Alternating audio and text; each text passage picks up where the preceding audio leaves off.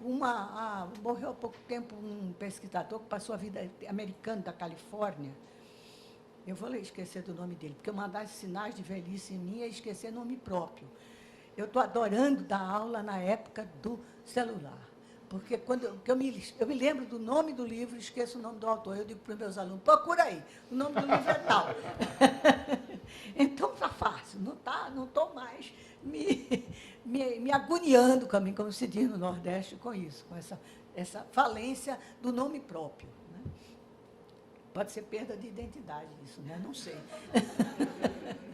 Mas é curioso. E este homem, isso aí eu estou enrolando para ver se lembro do nome do homem. Mas não tem jeito.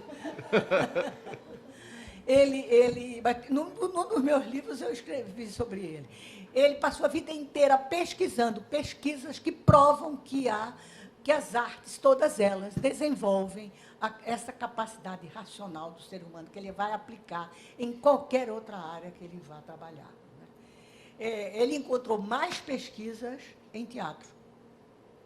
Não é que o teatro desenvolva mais do que as outras. Não há uma pesquisa para dizer isso. Ele não encontrou nenhuma para provar isso, que uma área desenvolve mais do que a outra. Ele encontrou numerosas pesquisas em teatro, provando que desenvolve diferentes capacidades. Ele mostra, ele lista as capacidades e como foi encontrado isso e tal. Que o desenho, que a gente, por tanto tempo, começou a desprezar por causa do digital e tal, mas que o desenho desenvolve capacidades incríveis. Quer ver uma, que eu lembro bem, é a capacidade de interrelacionar textos sobre diferentes assuntos. Você tem um texto sobre sociologia, um texto de filosofia, um de educação. Você manda o teu aluno ler esses 3 textos. Quem teve experiência em desenhar, não quer dizer que seja artista, mas a experiência de desenhar, por exemplo, eu não sou artista, descobri cedo que não tinha nenhum talento para a arte, mas que a minha área era a área teórica mesmo. Mas eu tenho um hábito para gravar, só a fotografia não me satisfaz. Em viagem, para gravar eu faço muito isso com as catedrais góticas e românicas, fazer um pequeno traçado olhando para as catedrais, como é a torre em relação uma em relação à outra, e etc. Faço uma coisa, um pequeno croquis para gravar mentalmente aquela catedral. Né? É como exercício de memória que eu faço aquilo. Né? Então, esse desenho que a gente vai fazendo, esse desenho faz a gente enterrar. Por quê? Ele não falou o porquê. Por que razão isso? Só prova que fizeram testes acerca disso e provaram que essa capacidade de interrelacionar textos de diferentes assuntos é desenvolvida pelo desenho. Então, coisas que a gente não imagina, surpresas, inclusive, né? que a gente nem imagina. Né? Então,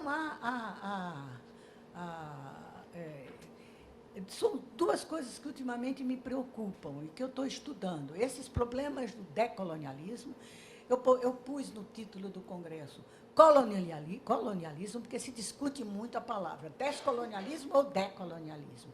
Vocês vão ouvir no congresso porque eu simplifico a coisa, não é tão simples assim, mas eu simplifico para ter um entendimento mais fotográfico da situação.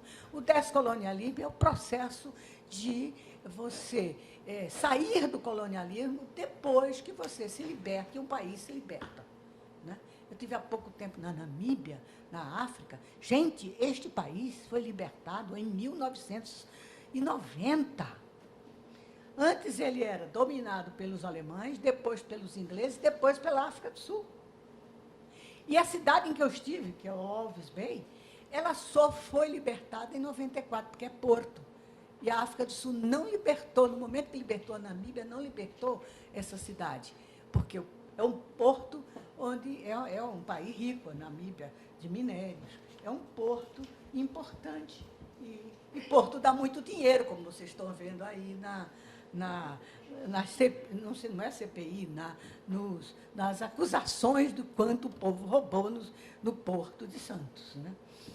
É interessante isso. E o decolonialismo é um processo constante de consciência de não ser colonizado.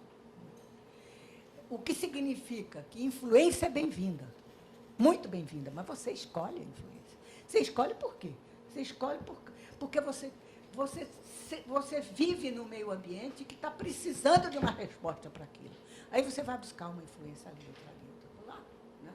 E outra coisa é a colonização, o processo de colonização de Estado, como tem sido no ensino das artes. Né? Desde trazer a missão francesa com o neocolonialismo, depois os americanos para trazer a bendita educação artística, com Paulo e Valência, e depois o César Coll, os espanhóis. Teve um momento no Brasil que não sei se vocês perceberam, vocês eram muito jovens, estou vendo gente muito jovem aqui, em que a Espanha estava absolutamente empenhada em vencer o Tratado de Tordesilhas, né? E colonizar o Brasil. A sorte da gente foi 2008.